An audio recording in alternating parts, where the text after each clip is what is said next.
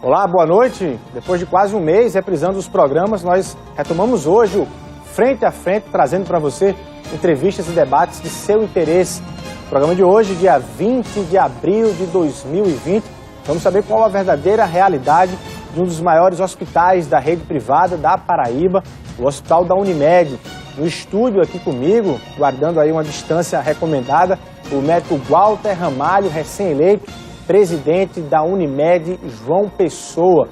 Como é que o hospital e a cooperativa como um todo, que atende aí um volumoso número de usuários, estão enfrentando a crise do coronavírus? Há risco de colapso no atendimento? Há leitos sobrando para disponibilizar para a rede pública? Enfim, e quais as perspectivas de superarmos esse momento tão difícil para o Brasil e para o mundo? Vem comigo, Frente a Frente, está no ar.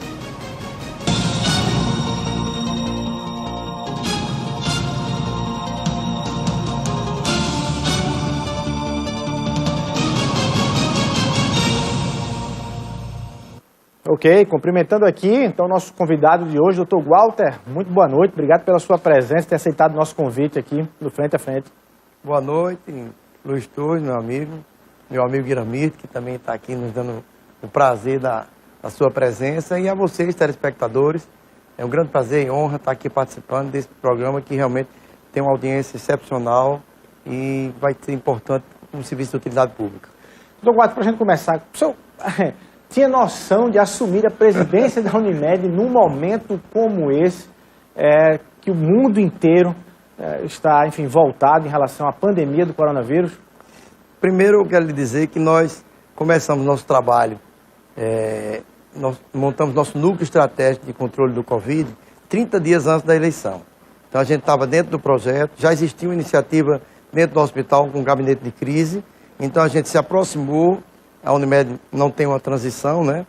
Não tem essa cultura de transição, mas nós, por relacionamento pessoal e compromisso, responsabilidade, nos aproximamos. Então, nós já sabíamos o que esperávamos e é tanto que os exitosos resultados que estamos tendo em face dessa antecipação que foi fundamental no planejamento. Então, eu costumo dizer que eu vim para uma missão, né? Então, encarei com uma missão e vamos à frente, né? Como sempre sou, de frente, né? E não de gabinete. Estamos de frente no processo. Eu quero lhe perguntar naturalmente sobre as adaptações que foram feitas para enfrentar essa crise, mas só para a gente ter uma noção, para o nosso telespectador ter uma noção. Qual o tamanho do Hospital da Unimed? Qual o tamanho hoje do ponto de vista de número de leitos, de atendimentos que estavam sendo feitos, a quantidade de atendimentos, só para a gente ter uma noção do que é que a gente está falando? Vamos aqui tentar explicar. Eu acabei de conversar com um amigo dizendo que os números às vezes são frios. A gente precisa falar do conteúdo, né? Então, nós tivemos o cuidado de montar um núcleo que tem uma linha cuidando só de suprimento, que é uma grande guerra, que é a aquisição de EPIs, equipamento de proteção individual, dos 3 gargalos que são EPI, equipe médica e ventiladores. A EPI é primeiro que vai saturando. Montamos uma equipe para cuidar só de trials clínicos, ou seja, de protocolo, diretriz e fluxo. Outra equipe cuidando só de treinamento, treinamos 100% do pessoal envolvido. E outra equipe que cuida de estatística, dados epidemiológicos, para que a gente pudesse tomar decisões antecipadas, certo? Baseadas em números e em estatística própria dentro do nosso N, que é o N de 220 mil usuários que envolvem a Unimed João Pessoa, a Unimed Intercampo, que mora em João Pessoa, e os pacientes da CACI. Então, hoje, o que é que eu posso dizer? Que metade do hospital está voltada para o atendimento de alta complexidade, que seriam pacientes com AVC, paciente vascular hemorrágico, tumores, pacientes de trauma, pacientes de infarto, ou seja, hoje nós temos na UTI, nós ampliamos mais 5 leitos na UTI não Covid, e ela está 95% ocupada. E a gente está sempre se antecipando. E montamos uma outra estrutura para não Covid. Então a gente tem, desde a chegada no hospital, a entrada, uma tenda que separa o paciente que tem um quadro gripal do que não tem quadro gripal. O quadro gripal vai para um fluxo Covid. Esse entra num sistema que, quando ele recebe alta, ele é encaminhado para casa e por telemedicina ele é acompanhado. E também por busca ativa a gente identifica seus comunicantes. Se o paciente for se internar, ele fica em observação lá. Se ele for seguir eventualmente para UTI ou internação, ele segue por um fluxo próprio, um elevador próprio para o 6º andar. Lá nós ocupamos uma ala do 6º andar e à medida que a cada onda de avaliação e acompanhando as taxas de conversão de internação e de UTI, ela se amplia, a gente avalia e toma uma nova decisão. Então, nós cancelamos as cirurgias programadas, eletivas, desativamos a UTI pós-operatória nossa e subimos com a UTI pós-operatória, para além da UTI que já existia no 6º andar com 7 leitos, a gente deixar 10 leitos prontos para a cada onda a gente ir tentando se antecipar. Então a gente tem mantido essa estrutura e ao mesmo tempo ampliamos mais 5 leitos de UTI dentro dos leitos que nós já tínhamos na UTI não Covid, para atender infarto, atender as outras patologias de alta complexidade. Então, nós fizemos, para encerrar a fala, também um planejamento junto com a rede credenciada, para a cada semana que a gente avalia nossos indicadores, especialmente a cada 15 dias, uma vez que o ciclo viral tem 14 dias, a gente consiga avaliar se é necessário, digamos assim, esvaziar, tornar o hospital com mais disponibilidade para pacientes Covid. O que é que nós fizemos já? Tiramos a pediatria de lá e colocamos no Hospital Moacir Dantas, que ela está completamente absorvida pela pediatria. Então, o Hospital Moacir Dantas atende hoje só pediatria. Com isso, liberamos leito na perspectiva de análise a cada onda. Então, hoje, nós fizemos também uma projeção futura para compartilhar a obstetrícia, pacientes oncológicos e idosos, à medida que a ocupação nossa, certo, necessita. Ou seja, hoje nós estamos meio a meio, metade da ocupação com Covid e não Covid, e com a margem de segurança para que a gente acompanhe a cada onda. Então, o número frio, ele não traz muita informação. O que traz é o seguinte, o índice de transmissibilidade, que dessa patologia... Só para entender, no mundo sem coronavírus, já havia naturalmente um atendimento volumoso pelo hospital da Unimed. E agora, qual é o quadro de agora nesse sentido? Ou as pessoas estão realmente assustadas e estão evitando ao máximo bater na porta dos hospitais? Pois é. Esse é um conceito equivocado, tá? Lá no próprio hospital nosso, se é o lugar que está seguro, é lá o hospital da Unimed, porque tem duplo fluxo e não se comunica nem paciente, nem funcionários, nem médicos, nem colaboradores, porque são fluxos distantes. E o Covid, como qualquer vírus, está em todo lugar. Pode estar aqui conversando com a gente. Mas o que muda dessa relação é exatamente os cuidados que nós temos que ter, e no hospital a gente está isolando os fluxos, tá? E fazendo um fluxo descendente. À medida que o 6º andar for ocupado, a gente desce para o 5º e assim de forma subsequente. Agora, o que eu queria aproveitar a oportunidade de dizer é o seguinte, que essa patologia, um dos pontos importantes desse vírus, que é um vírus já mutado, não é o coronavírus anterior, é o coronavírus de 2019, ou seja, Covid-2019, que tem um aspecto diferente, comportamento diferente dependendo de regiões. Dentro do próprio país, ele tem um comportamento diferente e a gente precisava ter dados nossos próprios. Então, esse Covid, tá, tem um índice de transmissibilidade de pessoas. Esse R de transmissibilidade, se não houver isolamento, é 1 para 6. Com isolamento, 1 para 2. Nós estamos acompanhando diuturnamente, cada dia e com curvas semanais e quinzenais, o índice de transmissibilidade nosso. Então, a gente estava com um índice de 1,4, 1,6, 1,7, agora começou a cair. E há uma perspectiva de que com uma semana a gente tem um índice de 0,88, ou seja, 0,9, quando é assim, absolutamente inesperado um índice dessa natureza. Ou seja, a gente tem que ter uma discussão muito serena e a gente pode, daqui a uns 10 dias, começar a discutir isso de uma forma mais segura, de como é que nós vamos nos comportar. Se a gente não tivesse isolamento e tivesse feito uma abertura ampla, nós íamos ter um colapso, tá, do sistema que previa, só no ambiente de 150 mil usuários da Unimed João Pessoa, uma necessidade em junho de 526 leitos de UTI. Ou seja, colapsaria qualquer sistema. E, ao mesmo tempo, se a gente tem uma onda como a gente está vendo agora, achatada, uma linha achatada, sobretudo na conversão para internação e para UTI, se a gente não tiver uma discussão serena, para de forma escalonada começar a discutir novos posicionamentos em relação ao isolamento social, a gente pode ter uma patologia que se arrasta por um ano e nenhum sistema econômico vai suportar. Então, vamos deixar claro aqui, a vida é um bem que não está disponível, ou seja, como é um bem disponível, ela está acima de todas as coisas. E essa é a nossa prioridade. Agora, a partir de que a gente tem algum controle sanitário, a gente tem que começar a pensar também na repercussão do pós-guerra. Ou então, até durante esse período de isolamento social absoluto, qual a repercussão socioeconômica que isso traria para o nosso estado. Então, a gente está tendo a cautela de analisar o nosso universo de usuário, que hoje nós atendemos já 535 pacientes com suspeita de corona, eu tenho esses dados aqui, nós tivemos já uma internação. Você tem atendimento hoje de 500 e... Nós já atendemos 532 pacientes, tá? Deixa eu passar para ti. 532 pacientes desde que começamos a atender há cerca de 6 semanas atrás. Desses aí, atendimentos que foram atendidos no pronto-socorro, na emergência, 72 foram internados, apenas 24 hoje nós mantemos em internação, ou seja, demos alta a 2/3 de forma exitosa, tá? Teve um aumento de uma a sexta semana de 400%, ou seja, há uma procura realmente importante, um aumento de uma para sexta semana de 400%.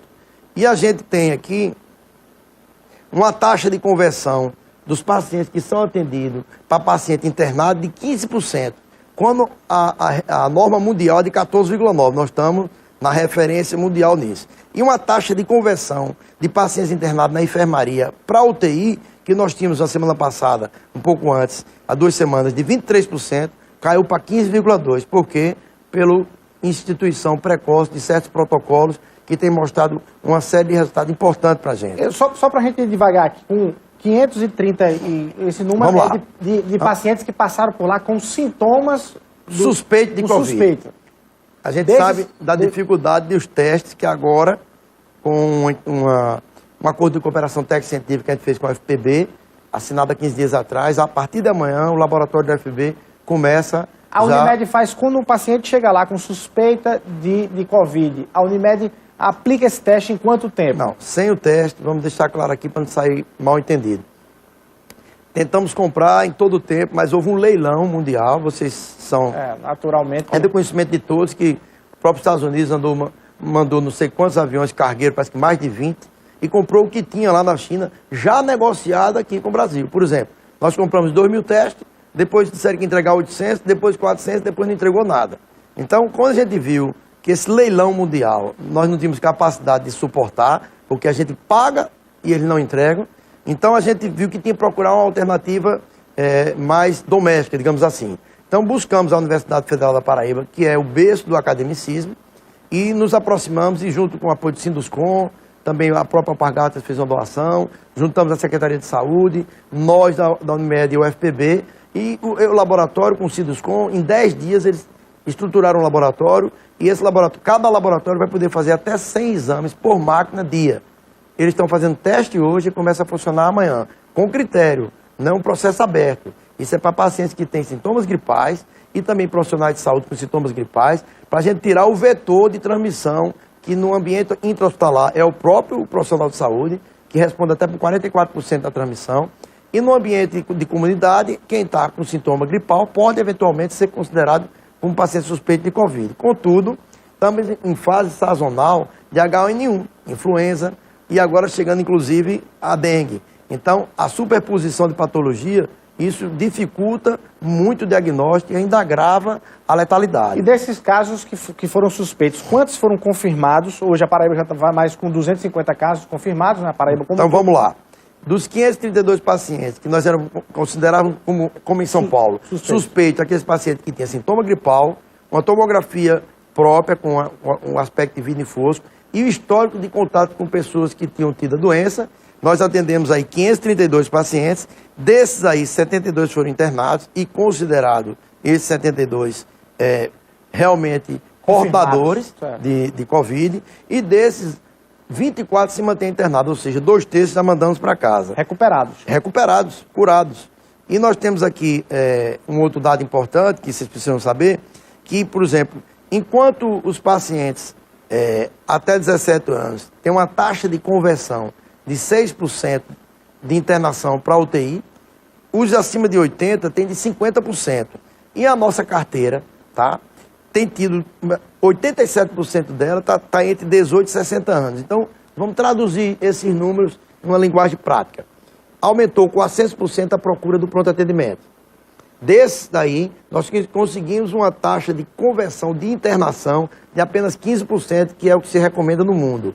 Mas os pacientes que são orientados aí para casa, seguem para o sistema de telemedicina, são acompanhados por colegas médicos, que estão com escala só para isso, que também, por forma de busca ativa, acompanham os comunicantes. Com isso, a gente controla o índice de transmissibilidade interno.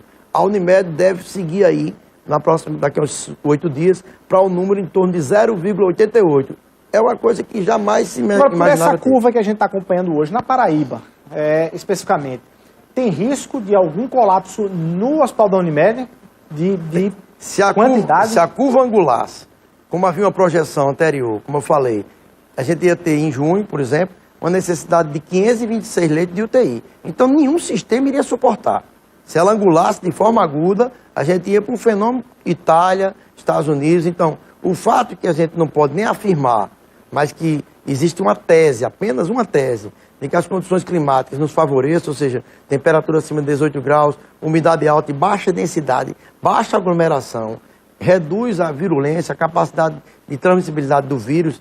Então, isso pode até ter nos favorecido, mas eu quero acreditar que o principal fator foi a antecipação do isolamento social. Então, a partir disso aí, nós achatamos a curva e aí vamos discutir uma coisa interessante. Essa doença atingiu o pico da pirâmide. As pessoas que vieram do exterior, então o pessoal de alto poder aquisitivo. E isso veio descendo. Então, esse pessoal de alto poder aquisitivo tem isolamento social, porque não precisa de trabalhar para sobreviver. A maioria tem reserva. Tem um índice cultural para manter a higienização segundo as orientações sanitárias, ou seja, e estão também guardando seus pacientes idosos e os pacientes de risco. Isso tem feito na nossa carteira que 87% que nos busca são pessoas mais jovens que, em tese, têm uma força maior de resistência à doença. E com isso a gente tem menor conversão em internação e menor conversão em UTI. E com isso nós temos uma curva própria, que a cada 15 dias a gente reavalia, que nesse momento ela é satisfatória. Tá? Agora, nós avaliamos quanto? 0,5% da carteira. 535 pacientes no universo de 200 mil.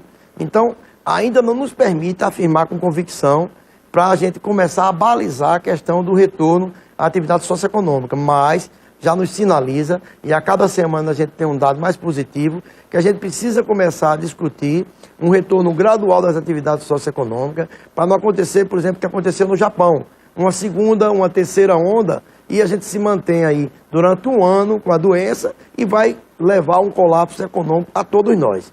Ao mesmo tempo, se não houver uma clara orientação para o uso de máscara, que nós estamos agora aqui sem máscara, mas nós estamos aqui a mais de 1 metro, quase 2 metros de distância, com cuidado, e eu estou com a máscara, que eu cheguei com máscara e saio sem máscara. Então, é só para facilitar até o ouvinte para ouvir, mas nós estamos seguindo a orientação que determina o OMS. Mas na rua, o que é que se deve fazer? A exemplo de como eu fiz quando cheguei. Usar máscara, tá? Fazer a higienização da mão, enfim, todos os cuidados de limpeza de lugares, enfim. E hoje já existe uma recomendação da OMS, que a gente precisa depois começar a discutir, de como é que a gente pode retornar à cadeia produtiva de forma escalonada, mantendo as orientações que a OMS está assim procedendo. Para quê? Para que a gente comece até, de maneira, digamos assim, serena e controlada, a suportar o índice de transmissibilidade dentro do nível que a gente consiga oferecer um tratamento adequado, inclusive de UTI com ventiladores. Agora, doutor Walter, o senhor falou em tratamento. Por falar em tratamento, o senhor trouxe um dado aqui interessante, 72 pessoas confirmadas com coronavírus foram tratadas lá 2 na Unimed. dias em casa. E aí quase 50 no caso, né? Quase 50 pessoas. Não, 65% está em casa. Está em casa, né? Então, aí minha pergunta é o seguinte, diante de um debate polêmico, inclusive, que se trava, político e científico, eles foram tratados com cloroquina, qual é a percepção, qual é o resultado que a Unimed, por exemplo, lá tem do uso da cloroquina nesses pacientes? Primeira orientação que a gente tem que dar. Os estudos que poderiam nos dar embasamento científico melhor, com nível de robustez, nível de forte de evidência, para recomendar qualquer que seja o tratamento, poderiam ter ocorrido lá na China. Mas a metodologia falha deles, a gente acaba não aproveitando os estudos chineses, o que foi muito ruim para a comunidade mundial. Agora, os estudos realizados na Europa, nos Estados Unidos, começaram a nos dar um pouco mais de dados, como os nossos que estão sendo feitos aqui, a gente vai ter com mais uns 15 dias estatística própria, tá? E tudo que a gente está fazendo, nós tivemos o suporte do Conselho de Ética do hospital para que pudesse realizar um tratamento adequado. Então, nós, de forma precoce, isso existe uma série de teses circulando no mundo e eu lhe digo com convicção, não existe nada absolutamente certo nem definido, mas existe tendência. Então, baseado em tendência de uma série de trabalhos, a opção do nosso corpo clínico, do núcleo estratégico do Covid, com apoio do núcleo do nosso comitê de ética e também com a anuência dos pacientes ou familiares, certo? Nós introduzimos nos pacientes internados, certo? O esquema de hidroxicloroquina junto com azitromicina e Tamiflu.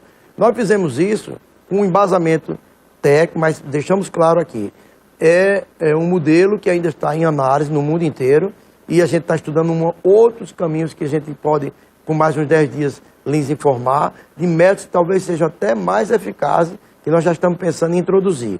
O que aconteceu com isso? Nossa taxa de internação caiu aí assustadoramente, o tempo de permanência hospitalar e a taxa de conversão em UTI. Então, o que... Com o uso desses medicamentos? Por conta de toda a linha de cuidados, e não um ato isolado. E o que é que a gente pode dizer a vocês? Que certa vez, já me colocaram dessa forma, se tivesse um avião com 10 pessoas e começasse a tocar fogo o avião, e tivesse 10 paraquedas, todo mundo pulasse e o último disse, esse paraquedas não foi testado. Você ia usar o paraquedas ou ia ficar esperando o teste? Então, isso é uma forma meio corriqueira, que medicina e nem ciência se faz assim. Eu sou PhD, certo? Tenho doutorado, sou professor, vivo na carreira acadêmica, mas nós estamos vivendo uma situação de pandemia. Então, a pandemia, onde o mundo inteiro desconhece, de fato, qual é o melhor caminho para atuar, a gente tem que procurar aquilo que no mundo está dando certo, a gente tem que atualizar diariamente os trials, ou seja, os ensaios clínicos, as meta-análises, as publicações que têm ocorrido no mundo inteiro, inclusive o nosso grupo tem um grupo focado só em discussões de atualização de tratamento, e esse grupo faz teleconferência com médicos de Hong Kong, da Europa, dos Estados Unidos e aqui do Sírio e do Einstein, ou seja, há uma integração importante para que a gente chegue num consenso do que é possível se oferecer hoje, mesmo não sendo ainda com robustez que a gente desejava acadêmica. Quando vai acontecer essa robustez? No ano que vem, junto com vacina. Mas aí já foi o tempo. Então a gente precisa se antecipar com a devida cautela. Então, o que é que eu deixo claro aqui para a população? O uso desses medicamentos de forma preventiva é de risco elevadíssimo, completamente contraindicado. Nos casos selecionados com avaliação médica, onde não há uma contraindicação e há uma indicação clínica clara da necessidade de antecipação nos pacientes internados com sintomas respiratórios dentro de uma linha, é um protocolo clínico muito bem desenhado, aí a gente pode discutir. Quem está dizendo no Brasil que não está usando deve estar faltando com a verdade. E eu acho até... Que deram resultado. Tem dado resultado, naturalmente, mas nós não podemos atribuir aqui e amanhã está na rua e o presidente da Unimed está sugerindo que deve ser feito isso ou aquilo. Você tem que procurar, se tem sintomas gripais, na Unimed você pode usar o teleatendimento nosso, que aí com isso você vai ter um primeiro contato. Nesse primeiro contato, triado por uma enfermeira treinada, vai para uma avaliação médica, também por telemedicina inicial. Aí você pode ser orientado aí até o hospital. Do lado de fora já é triado para uma tenda que fica fora do hospital, nem no hospital entra. Se for com suspeita de Covid, vai para um fluxo próprio e aí vai seguir um protocolo de diagnóstico. A partir de amanhã, certo? Com esse novo processo com o RT-PCR que a gente vai ter em convênio aí com a UFPB, a gente vai poder identificar os pacientes que têm sintomas gripais com suspeita de Covid, para identificar quem está transmitindo e também, mais adiante, dentro dos profissionais, quem já está, como outras pessoas que já conversou aqui antes, eventualmente já IgG positivo, que teriam mais de segurança para voltar para o fronte e ajudar a gente nessa guerra. Aí, doutor Walter Ramalho, presidente da Unimed, João Pessoa, conversando conosco aqui, inclusive dando a informação de que, no caso lá da Unimed, pela experiência e a estatística de lá, alguns desses medicamentos deram resultado no grupo que poderiam tomar, porque me parece que existem as contraindicações aí para quem é hipertenso, enfim. É uma recomendação médica restrita, tá? Que ainda não tem uma robustez acadêmica, certo? Mas nós estamos num período de pandemia, de risco, e a gente tem que buscar, com autorização do paciente e do comitê de ética, aquilo que pode trazer benefício. Então, vamos deixar claro que não tem indicação nenhuma como houve essa correria para a farmácia, tirando o medicamento de quem precisa para doença autoimune. Isso é quase inconsequente e irresponsável. E, além do mais, algumas pessoas que acham que vão tomar por prevenção, colocam sua vida em risco e não tem nenhum embasamento científico para prevenção. Agora, nos pacientes que já têm um diagnóstico concluso e que podem agravar, existe uma tendência, certo, de que realmente as estatísticas mostram, as evidências, que eles são importantes quando introduzidos de forma precoce no paciente já com sintomas, já internado. Então, ou seja, é o décimo paraquedas. É uma linha muito restrita, eu diria assim, de maneira prática, que é esse décimo paraquedas que foi testado, mas não foi rechecado. E você precisa usá-lo. Então a gente tem uma linha de cuidados, tá? Doutor Walter, você tem alguma perspectiva de quando o mundo vai apresentar aí um tratamento, uma vacina, com sua experiência profissional? Vacina, ela não vai acontecer antes de janeiro.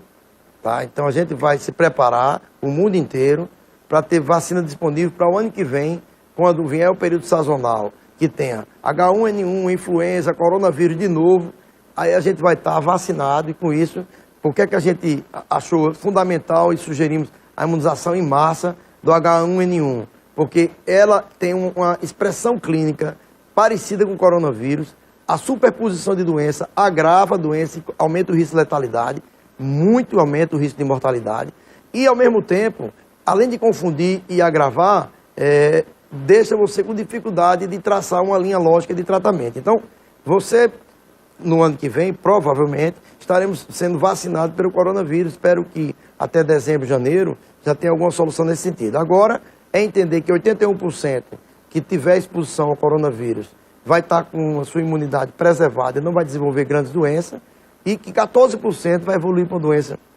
que necessite internação e que a incidência de letalidade e o risco maior se dá em pacientes que tenham doenças crônicas como hipertensão, doença pulmonar, doenças das mais diversas crônicas, doenças como câncer, que usam imunossupressores como corticoide, quimioterápico, então pacientes idosos. Esses pacientes de risco, eles devem ser poupados e mantidos de forma isolada. Já as crianças que não desenvolvem grandes doenças, mas elas, por exemplo, são os principais vetores. Aí a discussão sobre reabertura de escola é uma discussão importante, porque elas são vetores. E são vetores e podem contaminar o idoso que tem uma letalidade de 50%, ou seja, é um cara coroa. Então a gente tem que ter muita cautela em qualquer decisão, e eu até reafirmo aqui que até as nossas palavras estão sendo embasadas em uma série de estudos e indicadores que nós estamos tendo dentro do núcleo muito estratégico de vários PhDs, são todos doutores PhDs. Mesmo assim, a gente tem que ter a cautela de tornar isso uma orientação geral, porque nós estamos em processo de análise e avaliamos apenas 0,5% da nossa amostra. Então, a gente espera contribuir com a população, com o Estado e com o município, trazendo informações sobre uma série de situações exitosas nossas, mas sempre com a cautela de que vocês entendam que a gente avaliou 0,5% da nossa amostra, 99,5% não foi avaliado. E a população geral, vamos entender, 1 milhão de pessoas na região metropolitana. A Unimed tem no seu radar 1/4 dessa população para atender. E a gente está se propondo a todo o nosso planejamento para atender essa demanda de 220 mil usuários que estão contratualizados conosco. Ao mesmo tempo, é importante que isso ocorra também no município, como a gente vê todo o município e o Estado avançando nas suas ações, traçar uma linha, uma comunicação própria entre nós e, quem sabe, juntos, a gente estudar uma série de perfis e curvas epidemiológicas para que a gente possa sugerir um retorno progressivo e escalonado das atividades econômicas do nosso Estado. A gente vai conversar um pouco mais sobre isso. Eu queria, só para a gente saber, sobre a classe que está, a categoria que está na linha de frente, os profissionais de saúde, médicos, enfermeiros, as pessoas que trabalham nos hospitais. A gente está vendo no mundo inteiro os casos inclusive de óbito, dos profissionais de saúde. A gente está vendo aí as pessoas assustadas, os médicos, os enfermeiros, assustados em terem que ir heroicamente para a linha de frente, para os hospitais. Como é que está o clima dos profissionais de saúde lá no hospital da Unimed? O que é que o senhor tem ouvido? Como é que o senhor tem conversado com os médicos e as enfermeiras e tudo? Como é que está o clima e o que é que foi adotado lá para se garantir a segurança desses profissionais? Primeiro, um momento de serenidade. Não existe nenhuma afirmação absoluta. Mas, por exemplo, eu não sou um profissional de gabinete. Eu estou circulando todos os setores do hospital diariamente, mais de um hospital, inclusive o sexto andar. Então, eu não estou... O sexto andar é a ala reservada para... Reservada. Eu não estou fechado em bunker, fazendo análises distantes, vazia. Eu estou no front. Tá? Então, o que a gente teve o cuidado no hospital foi os pacientes, os colegas médicos e o pessoal de colaboradores acima de 60 anos, todos liberados para casa. Tá? E os pacientes e os colegas também, os profissionais de saúde, que tenham comorbidade. Então, a prudência é que eles não estejam em linha de frente. Mas aí houve uma redução, então, no pessoal? Houve uma redução importante, tivemos que contratar pessoas, triplicar escalas. E por quê? Porque a gente tem que poupar a população de vulneráveis. Vou dizer de novo, 3 gargalos nós temos nessa pandemia. Primeiro, equipamento de proteção individual, que eu respondo já já os cuidados. Segundo, equipes de saúde. E terceiro, ventilador. Então, você primeiro não encontra equipamento, tá? Então, várias iniciativas domésticas foram tomadas. A Unimed comprou mais de 17 milhões, tá? Só antes de eu entrar, tá? Antes de eu entrar, que eu assumi agora no dia 1º de março, eu digo 1º de abril. Então, mais de 17 milhões de compras, no momento em que houve um leilão de venda, tá? Então, uma máscara de 20 centavos comprada por 4,50. Um ventilador de 45 mil por 85 mil, ou seja, compras, digamos assim, em regime de leilão. E isso, infelizmente, a gente assistiu aí com o modelo que o governo americano tomou, de quem pode compra, e compra por cima. E o chinês vende para quem quiser comprar, quem pagar mais. Então, essa é a verdade dos fatos. Depois, no equipamento de proteção individual, que nós estamos sempre mantendo um estoque, que dá aí para 2, 3 dias, 4 dias, e aí a gente tem que correr atrás. E nós estamos aí com a equipe cuidando só de suprimento, porque super difícil encontrar EPI no mercado, tá? Pelo preço que for, Então, inicialmente nós tivemos até dificuldade conversando com o governador, ele foi muito solícito e atuou diligentemente, porque nós tivemos retido material no físico lá de Pernambuco, quer dizer, voltava para Pernambuco como se a Paraíba não precisasse. Então, nós tivemos alguns inimigos ocultos diante de um cenário de guerra. Mas aí, aos poucos, as coisas foram se escalonando e se acomodando. Então, EPI, temos que ter todo o cuidado de quem está na linha de frente e seguindo as normas da AMS, com a dificuldade que nós temos de aquisição e a um custo alto. Segundo, a equipe de saúde, nós fizemos um backup, treinamos todos eles e mantemos 2 linhas e propusemos, inclusive, ao município e ao Estado, ter um backup de equipe comum a todos, para que a gente possa se solidarizar nisso aí, além de outras medidas que a gente também já propôs. E ventiladores, isso aí é o grande gargalo. Então a gente tem iniciativa hoje na universidade, um grupo de professores da engenharia, recuperando tudo que é ventilador, que estava aí sem utilização nos hospitais. Eles estão recuperando gratuitamente, como um gesto solidário que deve ser estimulado por todos na população. E agora também uma iniciativa de construir ventiladores próprios aqui que consigam suprir um eventual pico dessa onda. Então, isso aí, imaginem vocês o grau de complexidade se houvesse um crescimento abrupto. Todo o sistema entraria em colapso. Então, eu sou, inclusive, assim, muito veemente em afirmar que nós temos que ter muita cautela para evitar o pico da onda, que seria um desastre sanitário. Como é que o senhor avaliou a saída do ex-ministro Luiz Henrique Mandetta, do Ministério da Saúde, a chegada do novo ministro e esse debate sobre divergente entre o presidente da República e a posição técnica ali e científica dos técnicos do Ministério da Saúde? Você responde daqui a pouquinho, a gente vai rapidinho para o intervalo comercial. Na volta, a gente mantém nossa conversa aqui com o Dr. Walter Ramalho, ele que é presidente da Unimed João Pessoa. Daqui a pouquinho a gente está de volta.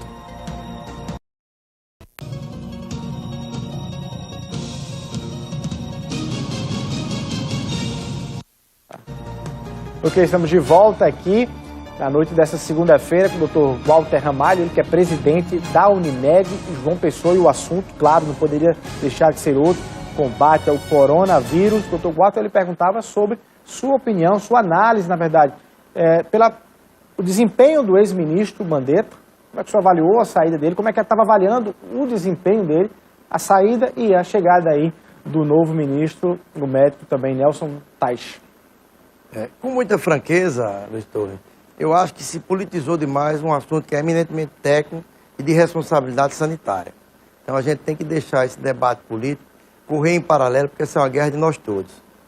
A nossa avaliação pessoal é que Mandetta vinha com bom desempenho, mas as decisões de ordem política, eu acho que tem que ser deixadas de lado e a gente focar na vida, que é um bem maior. Então, a nossa posição enquanto gestor é focar na população. Então, sem tendência partidária, a gente tem feito um trabalho focado exclusivamente em indicadores. Temos indicadores diários, curvas diárias, mas semanais e sendo tomada de decisões a cada quinzena, porque o ciclo viral é de 14 dias. Então, eu acho que a gente precisa, e nós tivemos o cuidado de nos aproximar e fazer videoconferência com o governador, secretário do Estado, do município, Ministério Público Federal, Estadual, Justiça Federal, Tribunal de Justiça, todos esses setores, a imprensa, a gente procurou buscar para quê? Essa é uma luta de nós todos. Nós temos que nos irmanar, falar a mesma língua e nos solidarizar. Eu vou dizer aqui, até entrar numa pergunta, uma Uma discussão interessante. Se você perguntar ao empresário, deve manter isolado, o empresário diz, não, volta todo mundo para trabalhar. Se você perguntar a um médico sanitarista, infectologista, diz, deixa todo mundo em casa 1 ano. Tá? Então, nesses extremos, o que é que a gente tem que chegar? Num bom termo, baseado em números. Então, esse bom termo, que é uma atitude responsável, eu diria consequente, eu entendo que todo gestor deveria olhar para o técnico, que apresenta, digamos assim, números, base científica, dados epidemiológicos e basear suas ações nas orientações técnicas. E não no frisson político, que eu acho que em nada ajuda. O que seria possível um meio termo? O meio termo é a partir que a gente tenha dados, que acredito que com mais uns 8 a 10 dias a gente tenha esses dados em mão, e a gente possa, analisando os dados também do Estado e do município, conversar sobre uma perspectiva de um retorno escalonado de setores produtivos, com orientação muito rigorosa e massificada de como a população deve se comportar. Por exemplo, eu tive nesse final de semana no supermercado, lá em Cabedelo, e com máscara mesmo só estava eu e os funcionários, e ninguém mais. Então, me parece que lá não chegou o Covid ainda do ponto de vista de informação. Então, a gente vai precisar massificar, porque para o socorro socioeconômico, para uma patologia que, por exemplo, Hong Kong considera que vai se normalizar em 1 ano. O Japão teve uma cidade que teve um bom resultado com o confinamento. Quando abriu, veio a segunda onda. Então, se a gente ficar com primeira onda, segunda onda, terceira onda, nós não iremos suportar. Agora, os dados estão mostrando que o pessoense, eu estou especificando para cá, o paraibano e o pessoense, eles não estão em casa. Assim, a média é baixa, é abaixo dos 50% daqueles que estão respeitando o isolamento social. Então, por isso que eu vim lhe dizer, nós notamos de 2 semanas para cá um certo relaxamento em relação ao isolamento. Você acha arriscado esse relaxamento? Aí não, eu acho que a gente tem que escalonar de forma precisa, baseada em números. Porque o confinamento também, total, pode se arrastar com segunda e terceira onda e colapsar o sistema socioeconômico. Então, a gente nem poderia liberar no primeiro momento, porque esse vírus ninguém conhece, não tem nenhum tratamento 100%, ele tem comportamento diferente, então cada região está aprendendo como é o comportamento dele na sua região. No caso da Unimed, além disso, a gente está dentro do N, do número de usuários nossos. Então, qual o comportamento que ele tem? Aí a gente toma decisão baseada nisso. Então, não podemos ser, digamos assim, inconsequentes de tomar decisões impetuosas. Tem que ser baseada em dados clínicos. Então, o entendimento que nós temos hoje no nosso grupo é que muito próximo aí nós vamos estar dando uma informação, junto com todo cuidado de fazer com cautela essa informação, de que talvez seja já um momento, no próximo 10, 15 dias, de a gente começar a ter uma medida de, digamos assim, não digo de relaxamento, mas de escalonar o retorno da atividade econômica dentro da orientação que é norma dentro da OMS. E forçar talvez um debate sobre sair de casa para alguma atividade, mas com proteção. Porque com também máscara. Não adianta também você garantir o isolamento e as poucas pessoas que saírem completamente abertas. Quem usa máscara é porque tem a decência de proteger o outro cidadão. Então, eu usando máscara, eu estou protegendo você. Tá? Então, a gente está aqui distante, a gente está bem tranquilo, mas eu cheguei com máscara e saio com máscara. E se eu tiver sintoma gripal, aí eu não posso de forma alguma deixar de usar máscara. Então, as orientações que já são por demais conhecidas, de evitar que use máscara, que lave sempre as mãos, sobretudo lavar as mãos, mais do que o álcool gel, lavar as mãos de maneira frequente é importante. Evitar tocar em superfície, limpar as superfícies, evitar tocar no olho, na boca, introduzir o vírus dentro do seu corpo. Então, são as orientações gerais, manter uma distância de 1 metro e agora no isolamento social sugerido pela OMS, já sendo executado nos Estados Unidos, são 3 metros dentro do ambiente de trabalho. Então, a gente precisa voltar a discutir isso aí, baseado nos números nossos, do comportamento que o vírus tem na nossa região. Por hora, os gestores públicos, tanto o governador quanto os prefeitos, que estão adotando decretos de fechamento de comércio, eu acho que por hora eles estão corretos. Nós só estamos com a curva achatada porque eles foram exitosos em propor isolamento no primeiro momento. Ponto. Isso não há discussão. Agora, como nós vamos pensar agora, se já é momento de a gente começar a flexibilizar, aí vamos aqui entre nós, né? Tem muita gente na praia. Eu vi vídeos aí de pessoas usando a praia normalmente, circulando, como se não existisse o Covid. Então, eu tenho um receio só que a gente precisa de uma massificação, e o papel do jornalismo aí é fundamental para que as pessoas entendam que nós estamos em período de pandemia. Agora, se nós ficarmos confinados, essa doença vai durar 1 ano e entra em colapso socioeconômico toda a nossa região. Mas se nós formos negligentes e abrirmos a porteira de uma vez só, vai colapsar e vai faltar ventilador, EPI e equipe de saúde. Então, a gente tem que saber que a gente vai ter que escalonar, de acordo com as curvas, vamos dizer assim, vamos liberar 25% de tal setor, mais 25%, mais 25%. Então, a gente precisa tomar uma decisão serena, certo? Preservar da vida, que é o bem maior, mas também já com o olhar, digamos assim, de médio e longo prazo, para a gente começar a alavancar o setor econômico com absoluta serenidade e responsabilidade. Então, acho que a informação que eu traria para cá, depois da última reunião que tivemos, acabamos de ter, é que dentro do nosso universo de usuário, o nosso R de transmissibilidade tende a chegar aí a 0,88, que é extraordinário, tá? Mas isso não nos dá nenhuma liberdade de descumprir as normas de prevenção. Então, isso, a gente vai conseguir levar essa informação às populações da base da pirâmide. Essa é uma responsabilidade nossa, compartilhada, e a gente tem que ser muito claro, porque isso vai ter que ser, por exemplo, a norma que o governador colocou de usar máscara é uma norma absoluta. Então a gente tem que mudar a cultura, e antigamente quem usava máscara porque estava se escondendo, não era baile de carnaval. Então, mas você vai para o Oriente, é uma rotina na Coreia, as pessoas usam o ano inteiro, fora de pandemia, quem gripa sai de casa com máscara. Então, vamos mudar a cultura, e aí a gente pode reaquecer a economia, mas com as normas que a OMS recomenda. Então, do ponto de vista, não sei se o senhor consegue dar essa análise objetiva, a Unimed hoje tem aí o número de usuários...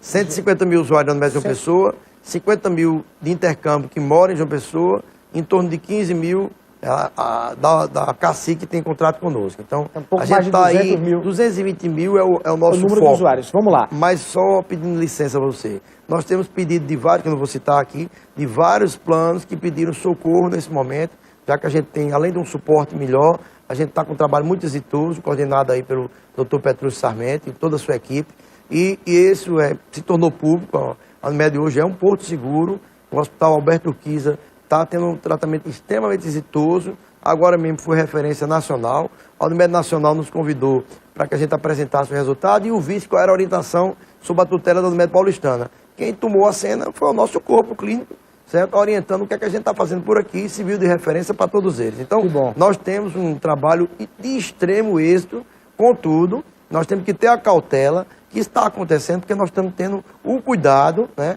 de estar, digamos assim, indo no passo a passo. E o público nosso alvo, que está nos procurando, é uma população mais jovem, tá, de 18 a 60 anos.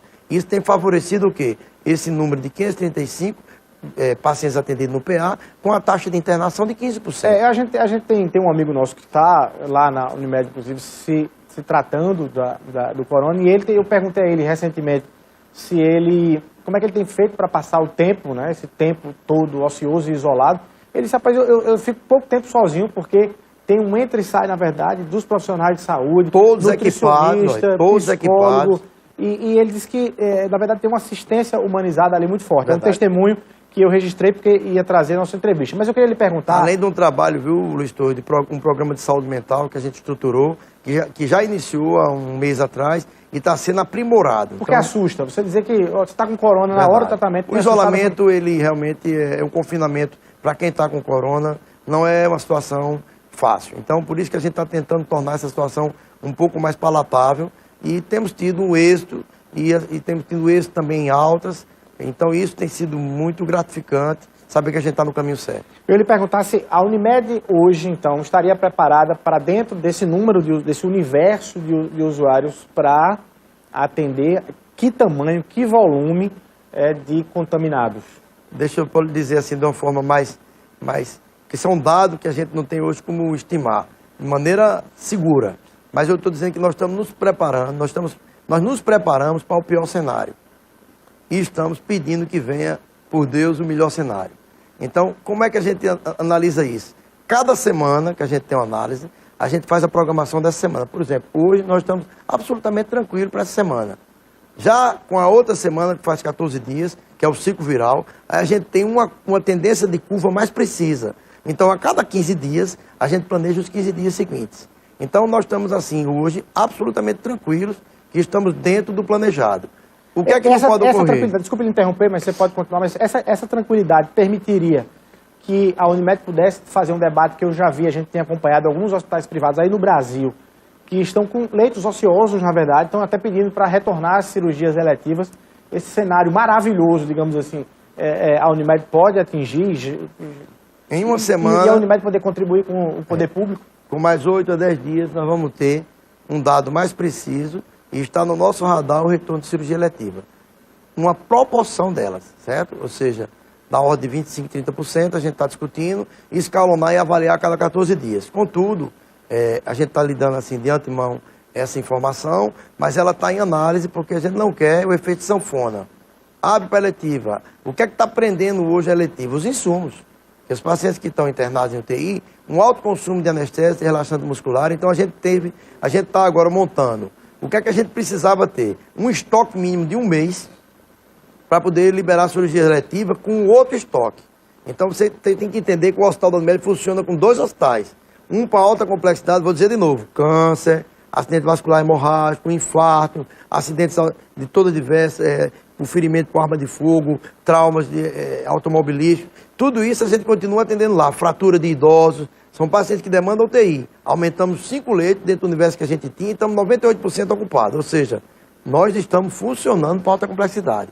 Ao mesmo tempo, a gente deixou uma parte do hospital para atender a Covid. Essa conseguimos achatar e estamos avaliando a cada tempo. Então, nós queremos contribuir como balizador do retorno da atividade socioeconômica, inclusive com as cirurgias eletivas.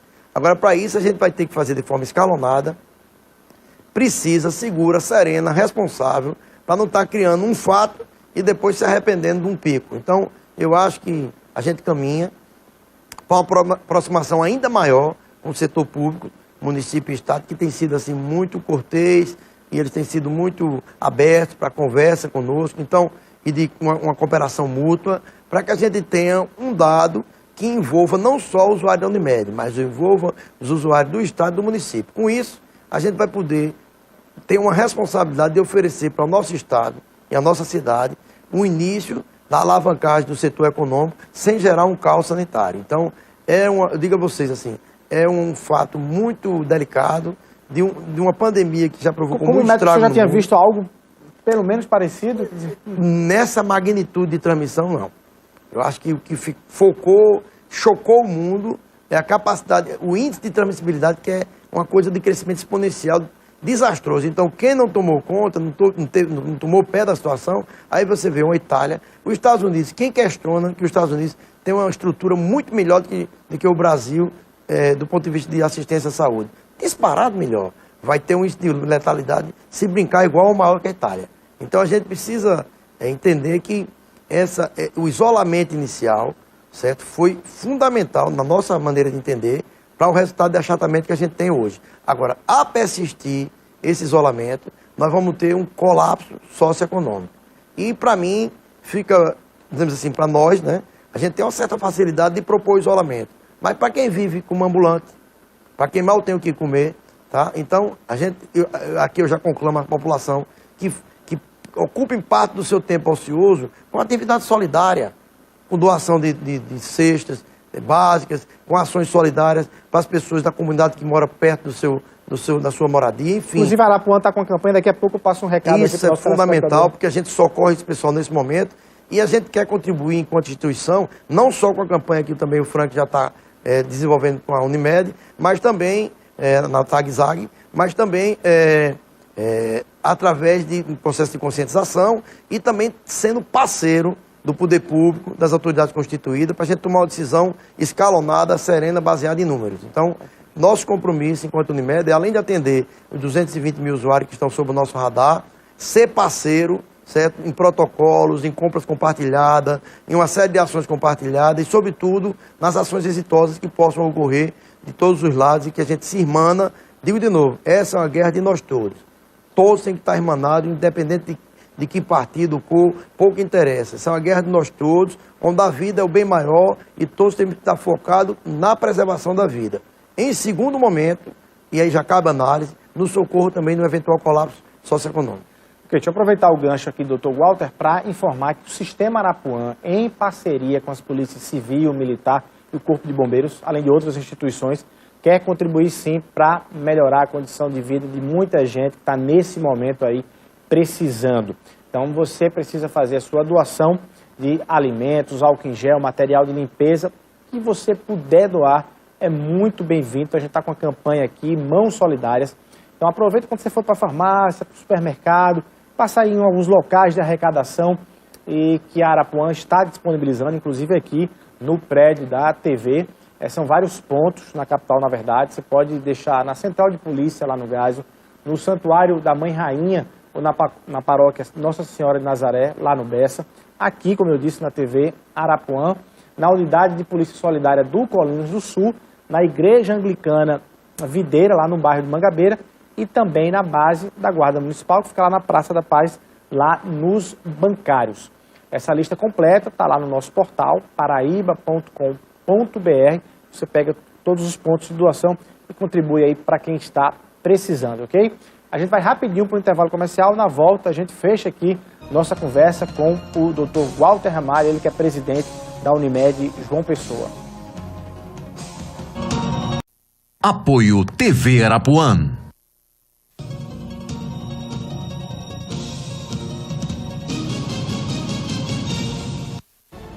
Ok, estamos de volta aqui com Frente a Frente na noite desta segunda-feira, dia 20 de abril de 2020, conversando com o presidente da Unimed, João Pessoa, Dr. Walter Ramalho.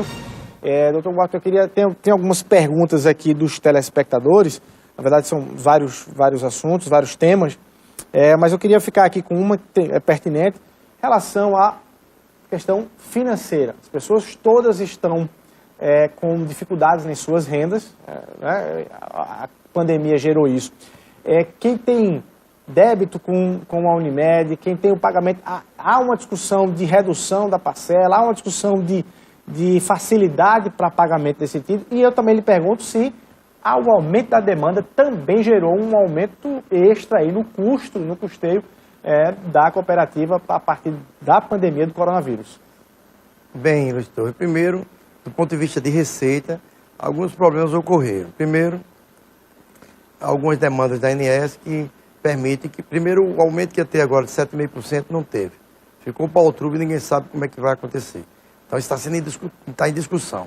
Depois, ao mesmo tempo, a gente teve pedido de flexibilização, que está sendo analisado um a um, já com um plano aprovado pela diretoria, tá? E também o temor maior, que seria o pós-venda. Porque, nesse momento, há uma pequena alteração de carteira mínima, mas a gente entende que após a pandemia pode ocorrer uma perda grande, sobretudo de pequenas e médias empresas e de planos de pessoa física que representam 50%. Então, qual é nosso compromisso? A gente não quer deixar ninguém desassistido. Tá?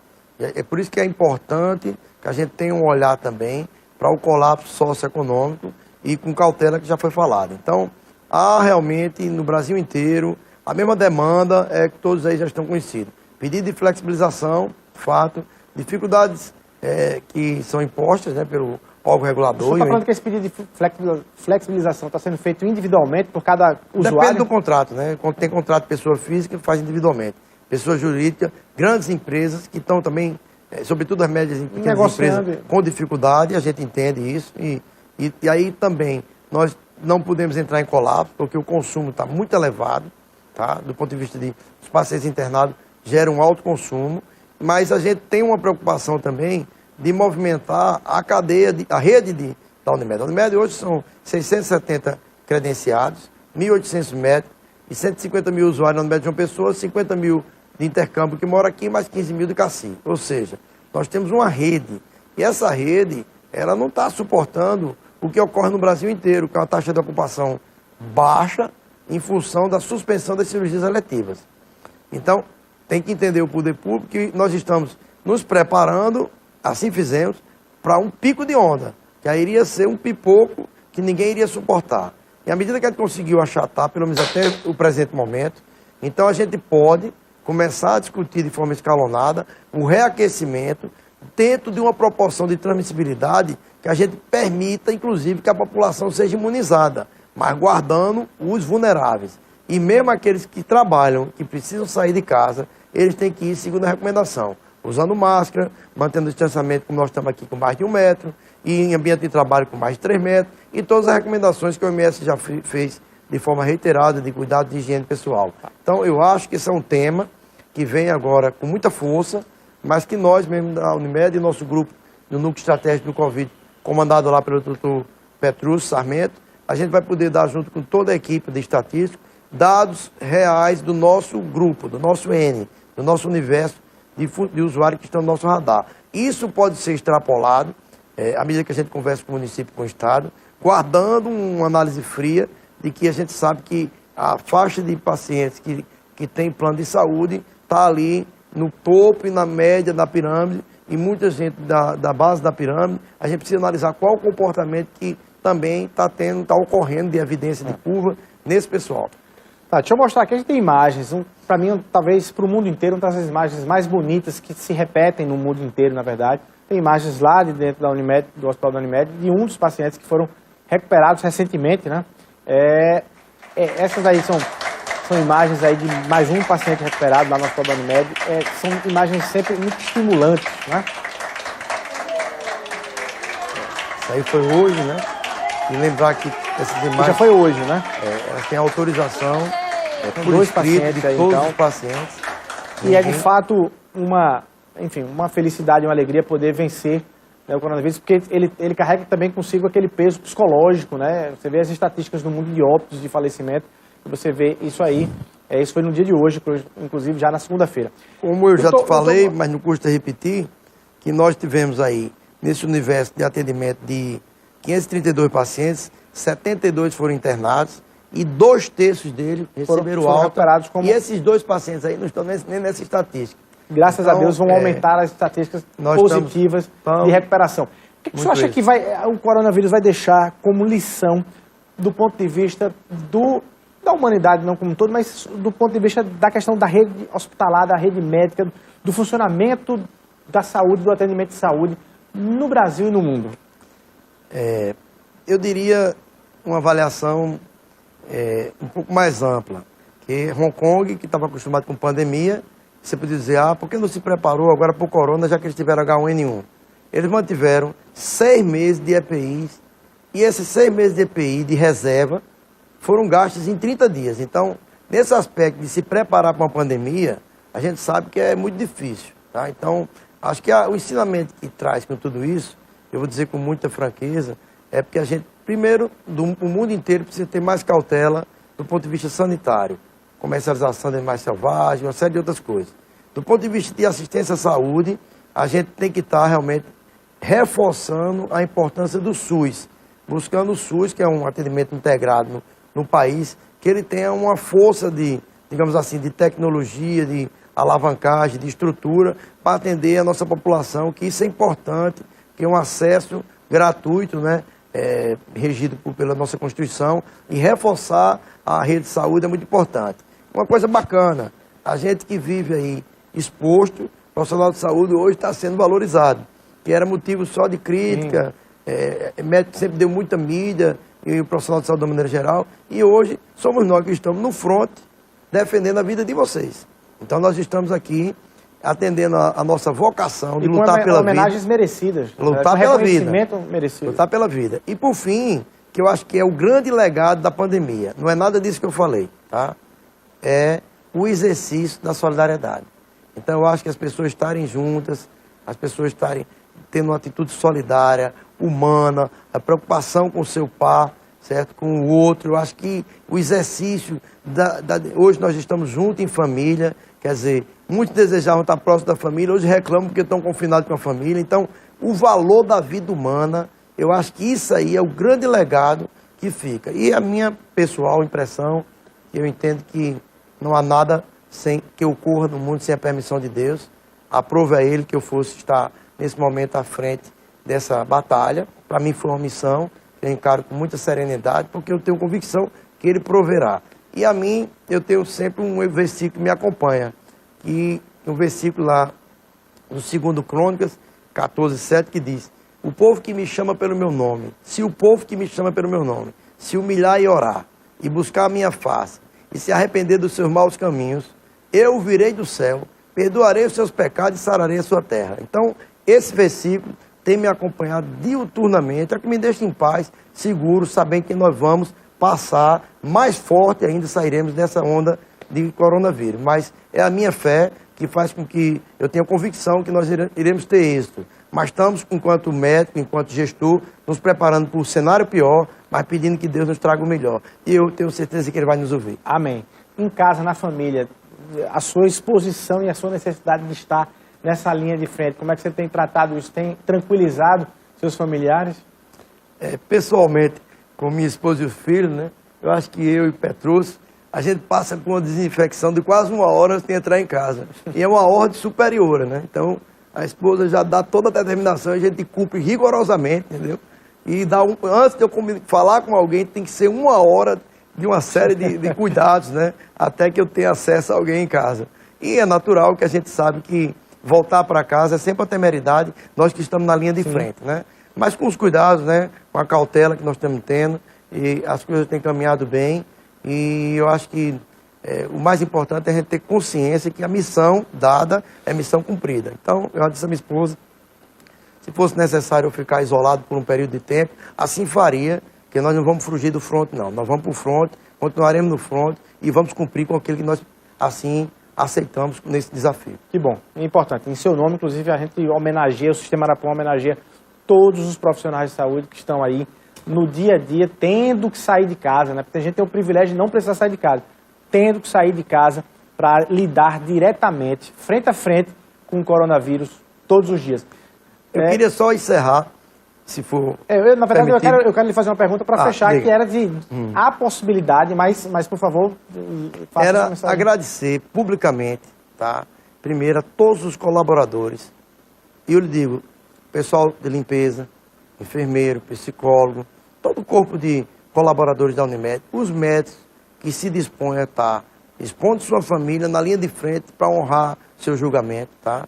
Diuturnamente de plantão, expostos, a carga viral exposta ao profissional de saúde é um fator de morbidade importante, quer dizer, as pessoas adoecem, pioram os sintomas por um excesso de exposição ao vírus, e nós temos colegas de plantão constantemente na área do Covid, ou seja, para mim, isso é um mau exemplo de ser humano que pode existir. Então, eles estão lá, a minha função enquanto dirigente é estar junto deles, para que eles saibam que nós estamos juntos, nós não estamos escondidos em bunker, e entender que sem esse grupo de colaboradores e médicos e todo o pessoal que cerca esse tratamento como um todo, maqueiro, motorista de ambulância, é uma engrenagem. Então essas pessoas merecem nosso aplauso, nosso agradecimento. Estamos com vocês, né, juntos, e vamos vencer juntos. Bom demais. Eu ia lhe perguntar se há condições ainda de pensar em planos para a Unimed pós-coronavírus. Que planos são esses? Ou sua cabeça está completamente pautada pelo combate ao Covid? A coisa melhor que se tem hoje nessa gestão, nós temos assim um time de craques. Tá? Então eu sou apenas um que momentaneamente foi colocado numa posição que, digamos assim, de estar à frente de um processo. Sozinho não faria nada. Mas, como já citei Petrus, inúmeros colegas estão trabalhando diuturnamente pelo projeto da Unimed em si. Por exemplo, essa semana passada nós contratamos 5 executivos. Então, todos os cargos na Unimed, que antes eram ocupados por médicos, fazendo experimentação e gestão, hoje nós temos profissionais executivos de carreira em todas as áreas estratégicas da Unimed. Qual o recado que a gente quer dar para a população? Nossa Unimed vai ser profissionalizada de ponta a ponta, deixando cada um com o seu mistério.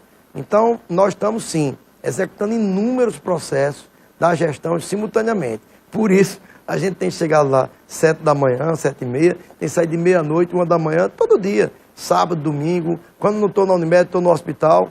E faz parte, não só eu, toda a equipe. Então, a equipe que eu digo de pessoas que assumiram esse compromisso com a gestão. Então, eu não tenho nenhum receio, estou muito tranquilo, porque a equipe é excepcional.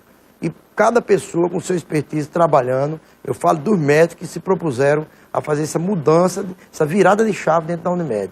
E com isso, a gente teve, agraciado por Deus, a vinda de vários profissionais executivos de extrema qualidade, paraibanos, tá? Trabalhando pela Unimed. Eu acho que nada melhor do que você ver um paraibano bem sucedido até fora do país. Nós temos aqui um dos colegas, que é o diretor financeiro, que assumiu agora, passou 8 anos como gerente do Banco do Brasil em Tóquio. Então, esse nível de profissional que a gente trouxe para a Unimed e vamos dar uma cara nova à Unimed no pós-Covid. Não tenha dúvida disso. Já iniciamos simultaneamente, porque a medicina, de uma maneira geral, já está muito acostumada a trabalhar simultaneamente com a atividade, certo? Então, a gente é só um exercício daquilo que já era diuturno na nossa vida. Não vamos mudar nada, vamos executar um projeto bacana, oferecer uma Unimed mais pujante do que ela já se apresenta. Hoje, o Hospital Alberto Kiza, Vanderlei, é um porto seguro, tá, do usuário em termos de assistência à Covid. Ou seja, na crise, na pandemia, no descontrole mundial, nós estamos com serenidade, executando com excelência um planejamento exitoso e, quem sabe, sendo balizador de um retorno da atividade socioeconômica do nosso Estado. Tá aí, doutor Walter Ramalho, parabenizar pelo seu trabalho, e agradecer sua presença aqui no Frente a Frente. Muito obrigado. Para mim foi um prazer, eu venho quantas vezes precisar e reforço que é um trabalho em equipe, apenas eu sou um dos membros da equipe e agradeço em nome da equipe. Bom demais, muito obrigado. A você o nosso abraço, obrigado pelo carinho da sua audiência e na próxima segunda-feira tem mais Frente a Frente aqui pela sua TV Arapuã. Um abraço.